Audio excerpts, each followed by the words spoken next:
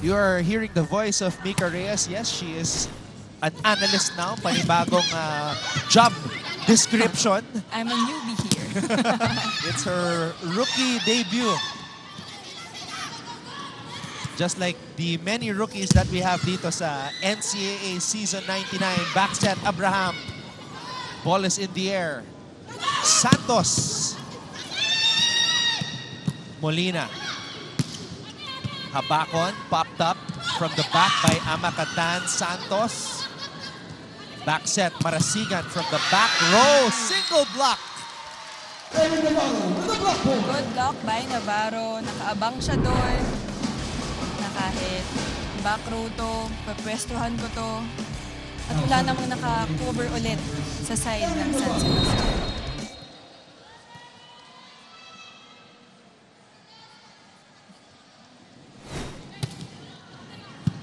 Amakatan. Oh!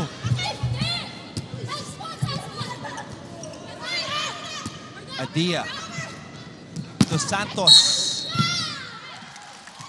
Net Alam mo, touch. Another crucial move na ginawa ni Coach Roger.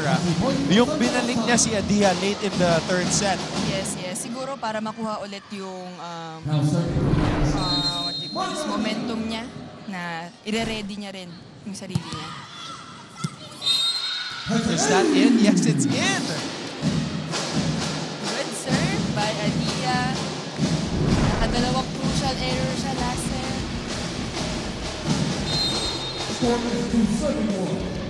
What an entry in this match for Marga Adia. Molina. Abraham. Adia. Oh, this is going to be a free ball for San Beda. Molina. De La Cruz! Hindi rin daw papayag si De La Cruz. Good set. Quick attack. Ngayon, nagbibigay na rin sila madalas sa middle spikers nila. Over-received. Balik ang bola sa San Beda. Habakon. Back set. Molina. Good intention, but Lady Stags were ready. Habakon. Buhay pa. Oh, masyado malapit sa net, pero mataas tumalon. Nagawan pa rin ng paraan. I want to see that again. You're gonna see ang lapit sa net. Ganyan yung mga players na hindi nagre-reklamo kung malapit, kung tight yung set at gagawan pa rin nila ng paraan to. Laking tulong yon para sa kanilang set. Tsaka pag ganun kalapit sa net, di ba, pwede nang kuhaan ng middle blocker ng kabila eh. Yes, yes. Kumbaga medyo delikado na rin yun kasi ang hirap naman habulin kung malapit na sa net. Baka magkatakapan pa. Pero maganda pa rin kung nag-a-adjust tayo sa mga ganong situation. So props to Tina Marasigan for being proactive. Habakon, popped up by Santos. Oh! Overreaching. Ever since hindi nagiging effective yung cut shot na gano'n. Kasi laging nakaabang yung outside spiker nila. Laging nababasa ni Kat Santos. So now, San Sebastian, I was just going to say, yung momentum na sa kanila.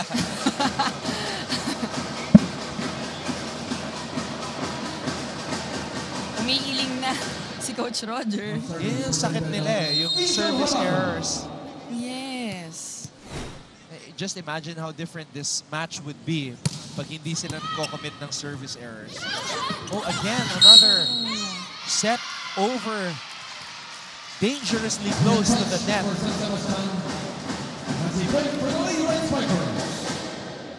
Humahabol na ang San Beda.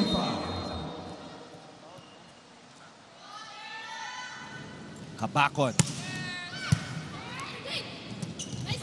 Regalo para kay De La Cruz. For us middle blockers, dapat ready ka rin talaga talaga na kapag alam mo hard server yung teammate mo, ready ka sa mga mabilis na balik ng bola.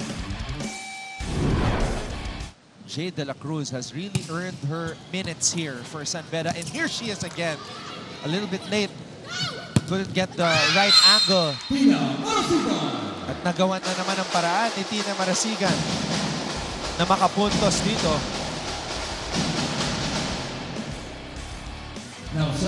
You see si Adia, opposite setting din talaga yung napapansin kong gustong-gusto niya ginagawa para siguro maiwanan yung middle blocker ng San Beda. Tayag. That's gotta feel good for the captain who has been sparingly used in this match by Coach Edgar Baroga. Medyo malambot yung pasok ng kamay ng blockers ng San Sebastian. At hindi ready. 6-all. Deposoy, Marasigan, Molina, Tayag. 2 straight points for the San Beda captain. What a spike for Tayag. Max Tayag, last season averaging 5.9 points per match. This season, di masyadong gamit, but who knows? With this type of activity, baka bumalik yung playing time niya under Coach Edgar Baroga. Tayag, a 3rd straight attempt. Deposoy, down the line. Deposoy, hindi na pa siya tumatarget dito sa cross court. This time, sa down the line naman, and sure point.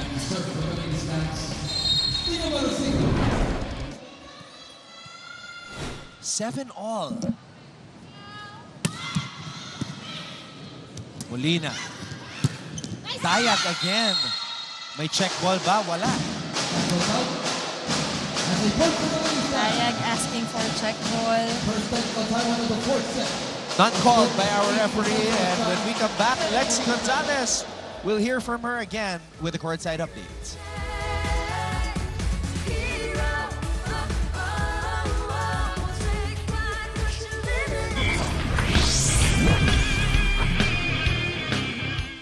Bigong makapasok sa 2024 Paris Olympics si Tokyo Olympic gold medalist at Pinay weightlifter na si Heidelin Diaz. Hindi nakamit ni Diaz ang kailangang puntos sa 59 kg weightlifting category sa qualification rounds ng 2024 IWF World Cup. Dagdag naman sa listahan ng pambato ng Pilipinas para sa Paris Olympics ang Pinay weightlifter. Here at the NCAA Season 99 Women's Volleyball, mas umiinit ang laban ng San Sebastian versus San Beda. Pero sa panig ng San Sebastian, may player na maladiesel sa loob ng court, si Kat Santos, na habang tumatagal ay mas umiinit ang laban niya. Nga naman, sabi nga niya, kanina nung makausap ko siya, palabiro man si Coach Roger. Pero sa lahat ng sasabihin nito ay iisa lang naman ang goal nila, kundi ang makapag-focus at manalo sa laban. Sa panig naman ng San Beda, hindi lang focus, kundi patagalan ang goal nila. Dahil sa dugout pa lang kanina, ayaw niya na mapagod sa warm-up, kundi muscle memory ang gusto ni Coach Edgar na i-master ng kanyang koponan. Malalaman natin sino ang mas matibay na abot sa dulo, Anton and Mika. I agree with Lexi na si Kat Santos, habang tumatagal, mas lalo siyang gumagaling. Tingin ko pag nag-5 sets to. Oh, ikaw na nagsabi na, ha? Tingin ko pag nag-5 sets to si Kat Santos, mas lalo siyang gaganahan. Tsaka si Kat, ano yan eh, sanay yan sa mahabang laro. Being that she also played beach volleyball. Sa beach volleyball, walang Yes. palitan yan. So she's used to having to play heavy minutes under different kinds of conditions. And she's used to it. You mentioned nga kanina na parang siya ang Gretchen Soltones ng San Sebastian ngayon. But you see, may sarili siyang approach. Uniquely na iba yung dating niya sa loob ng court. Yeah, imagine in her rookie year, Santos was already the leading scorer of the NCAA. in the elimination round. Kaya lang, nung second year, bumaba yung scoring niya. So we're all expecting na ngayon na third year na siya, she'll be once again in top form. Sabi ko nga kanina, di ba, yung mga rookies din natin ngayon, iba na rin yung performance. Parang hindi na rookies maglaro. Kayang-kaya na sumabay sa kanilang mga seniors. Just like Deposoy and Habakon. Max Tayag, too strong. Mahaba rin talaga yung target ni Tayag. Naghahanap siya ng kamay para ipacheck. That was too strong.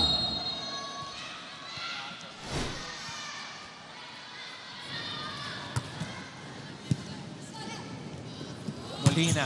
Oh! Navarro gets that one in. Nakita ko yung intensity ni Navarro doon. Gustong-gusto niya talaga ang mga puntos.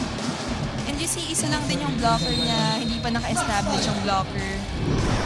Alam mo, Mika, I'm also starting to see na si Kat Molina, who I have been mentioning, the open spiker last season, she's starting to embrace this new role as a setter. Actually, hindi niya halata na bago siya sa posisyon na to.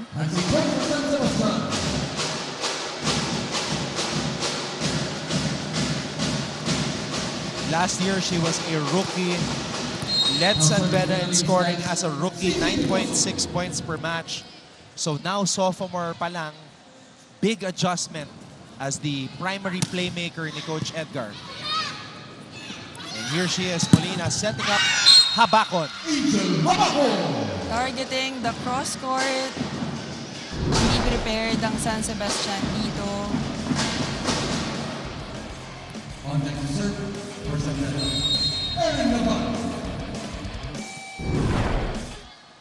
Erin Navarro.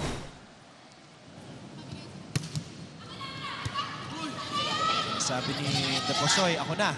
Santos, cross court. Habakon, pushing it to the other side. Santos, drop ball. Habakon. Deposoy popping it up para Sigan. Abraham. Adia was there. Santos! Ooh. What a great spike for Santos. Targeting the hands of the blocker. Mas madali nga naman. Kumbaga na ipa-check ball na lang kesa isugal mo na targetin ang cross court na pwede pang maiangat. Adia. Molina. Habakon. Adia. Santos. Ginawa ng paraan ni Santos.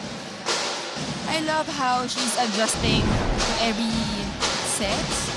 Na kahit hindi perfect yung set, gagawa niya agad ng paraan. Makapuntos man o hindi. Swak yung report ni Lexia. Diesel. Habang tumatagal, mas umiinit, mas gumagaling, mas nabubuhay itong si Kat Santos. Oh. We did not catch what the conversation was about between our first referee and Amakatan, captain of San Sebastian, but play resumes. Yun lang. Kanina pa nagsistruggle si Adia sa service line. Na kahit nakakuha siya ng isang ace, yung kapalit naman ito, another error ulit.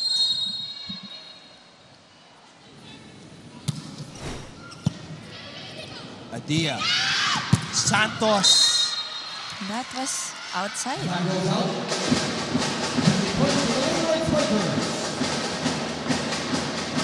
So yun yung nakakapanghinayang na error, ano? Kasi nakuha na ni Kat yung elevation. Walang sumabay. Di niya nabaon. Nang tama. Naghahanap din siguro ulit siya ng kamay ng blocker para mapacheck ito.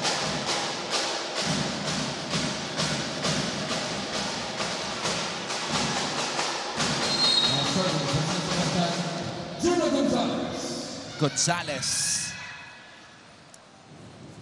Also one of San Sebastian's beach volleyball players. Silang dalawa hindi makulangan as Castillo, who has played sparingly in this match.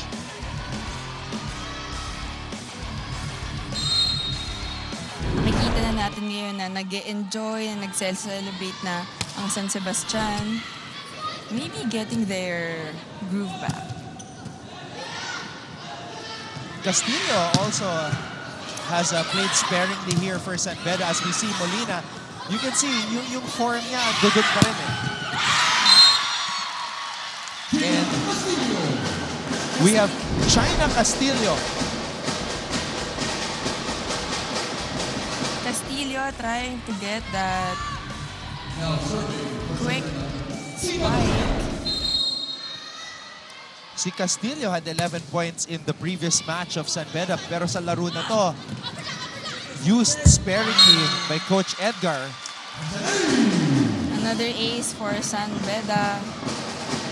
Nagsisimula na ulit na mag-scramble ang reception ng San Sebastian.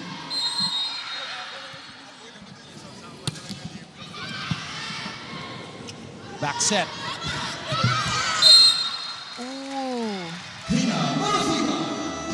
Pinatama na lang ni Tina sa kamay ng mga blockers. Kaya naman, naman ng San Sebastian as we head to this technical timeout.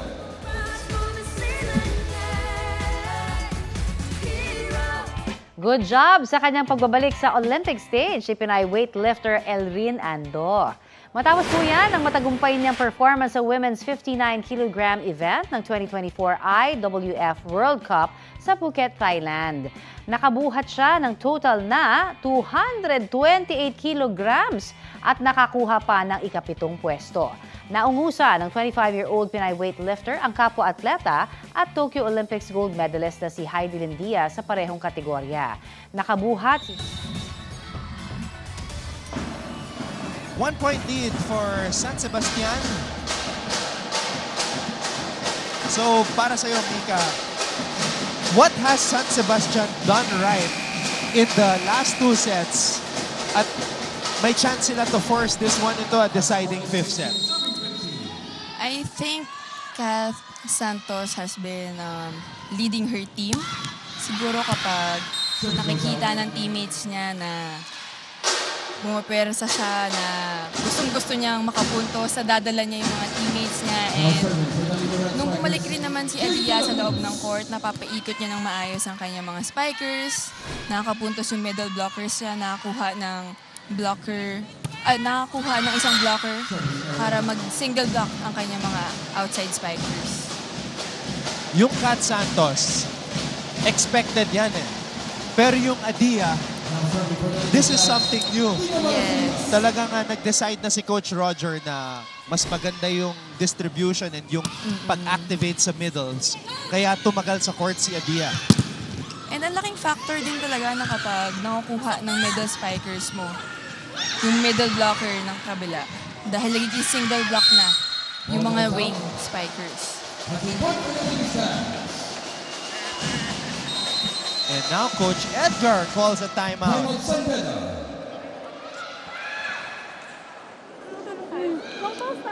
Compose kayo, hindi pa pwede yung ganun. Kaya-kaya niyo ibalik ang bola, natataranta ko ano ginagawa niyo sa loob ng court. Balik niyo yung kanina. Hindi po pwede yung iba na takbo ng utak niyo ngayon. Ha? Yung kilos niyo, normal lang. Okay? Let's go. Yun din naman talaga yung crucial na kapag napansin na ng coach na nag-iiba na yung galaw ng kanyang players, kailangan niya na agad gisingin to na bumalik kung ano yung una nilang ginagawa, lalo na nung first set. And nagkaroon na rin ng konting frustration sa tono ng boses ni Coach Edgar. Medyo hindi na siya kalmado. Oo, kasi nafe-feel na niya na nag-aabol na itong San Sebastian and the momentum is on the side of the Lady Stags. Molina.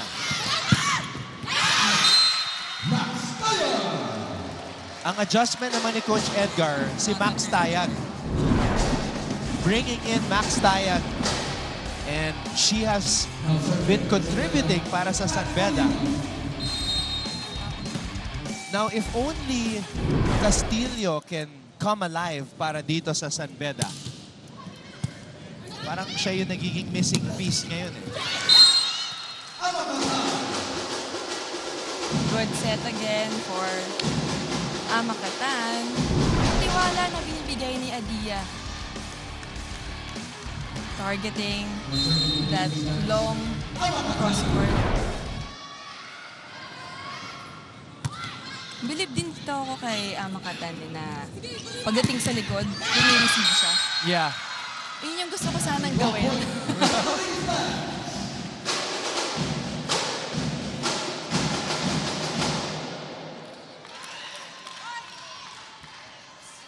Score is 20 serving 17. 20 serving 17. San Sebastian trying to force a deciding fifth set. San Beda wants to end it here. Another quick attack. Yun din yung pambato nila. Again, yung middle blockers ng both teams, hirap silang pigilan ng isa't isa. Basta makakuha lang ng isang magandang first ball, ibibigay na yan ng kanilang setters. Nakikita ko sa mga mata ni Kat at Tina, they're focused on this. They want this set. ZJ. Amakatan. Dumosoy.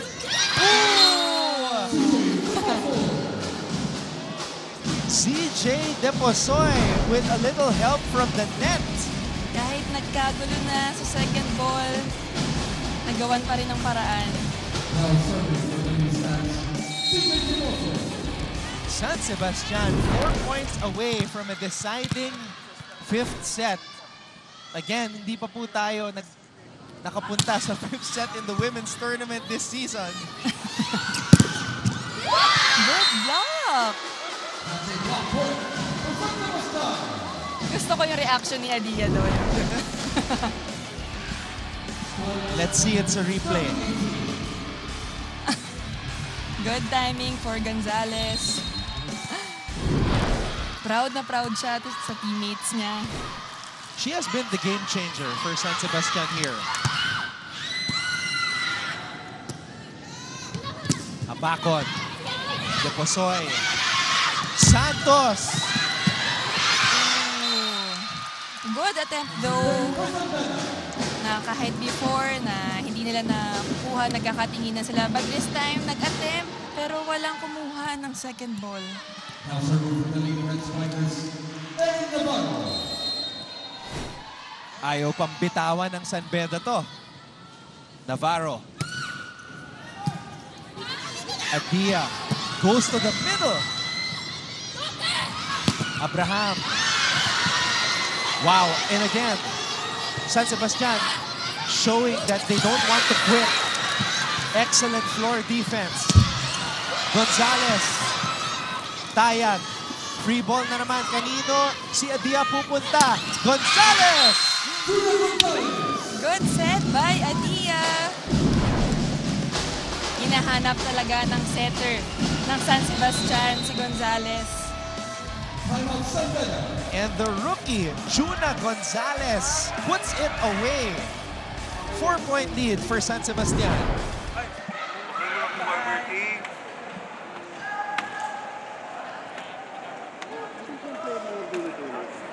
Okay, doon ka na lang pumalo sa area mo. Mag-be quick kasi pagan nyo lang sa blockings, ha? Sige, isip lang tayo. Tulo lang tayo. Hey, cover nyo lahat ng palo, ha? I-cover nyo. Sige. Hey! Go. Anton, nakikita natin ngayon si Marasigan na sinestretch. Yeah, she appears to be cramping up. Unfortunate situation here. So, magpapahinga muna si Tina Marasigan. That calf muscle, Mika, is so tight. It looks very tight right now. Yes. At hirap na rin siyang maglakad actually. And because of that, hindi na nakapag-usap sina Coach Roger during that huddle.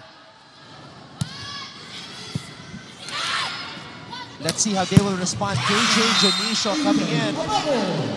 For Tina Marasigan, Habakon trying to take advantage. The intensity of Habakon. Sabi niya hindi pa tapos yung set. Now serving for San Beda.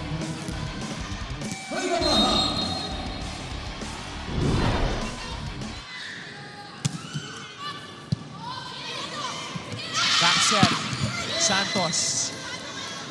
Molina to Habakon. Santos keeps it alive. Adia to Kat. And San Beda cannot send it back. San Sebastian. At Santos. Jolene Stacks are now Good effort though for San Beda. Sinubukan talaga nilang i-save yung bola na yon, but for set. hindi na naabutan ng libero. My goodness, San Sebastian at set point. Service error. Another service error. Substitution for San Beda. Coach Roger Gorayev Number 10. Sakit ang dalawang in. Contemplating. hoping that his team can stay alive and force a deciding fifth set. Marasigan trying to stretch out that calf muscle. Will this be it? Adia. Dionisio! KJ Dionisio! A well-rested KJ Dionisio returns to the game and sends San Sebastian to a deciding fifth set. 21 in favor of the San Sebastian College Ladies Stars. In the debut, commentary debut of Mika Reyes. We are going to offense. We'll see you for set number 5.